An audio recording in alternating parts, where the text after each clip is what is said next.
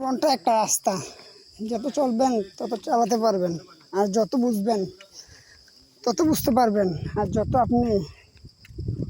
বেশি যাইতে চাইবেন যাইতে পারবেন। কিন্তু ভাই কখন থামতে চাইবেন না। তেমনই আমরা একজন মানুষ, কার মনে কী আছে কেউ জানে না, জানে কে এক আল্লাহ।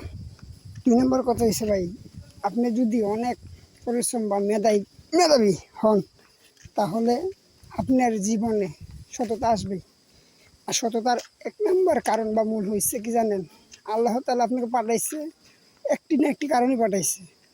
সে কারণটা হয়েছে কি, আমরা 5 ওয়াক্ত পারি আর না পারি ভাই, একক তো হলো নামাজটা পড়ার জন্য। কিন্তু আমরা বহুত জন কী করি, নামাজ কী জিনিস, আজান দিলে নামাজ পড়ব দূরের কথা, যে নামাজের যেগুলো কথাগুলো আছে যে আপনারা আওয়াজ শব্দ করবেন, এগুলো আর বেশি করি। আরেক কথা আছে যে মুসলমান হয়ে আমরা জন্মাইছি, আল্লাহ বলছে তোমরা পূর্তি করো, সমস্যা নেই, করতে পারো।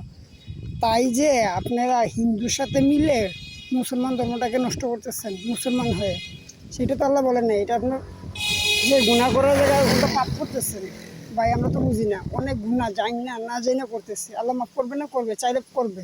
আল্লাহ হয়েছেন একজন দয়ালু। আর তোমরা মানুষ জানি না শুনে যে পাপগুলো করতেছি ভাই, আজকের থেকে সবাই তওবা করবেন আল্লাহর কাছে, যে যেই গুনাহ করছি আল্লাহ মাফ করে দিবেন। আর আমার জীবনে আর কোনো গুনার কাজ করব না, গুনাবিক কাজ করা নিষেধ। যে আমি মুসলমান, হে হিন্দু, তো সমস্যা নাই, আপনি মুসলমান হে হিন্দু, হের মধ্যে হে চলতে দেন, আপনিও তেমনি চলেন।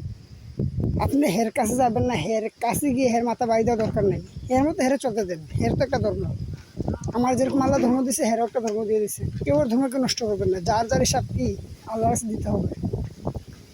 আমি জানি আপনাকে সেই কথাগুলো বুঝাইতে পারছি ভাই। আর বলতেছি, যদি আমার কথায় ভুল ত্রুটি থাকে তাই আল্লাহর কাছে মাফ করবেন।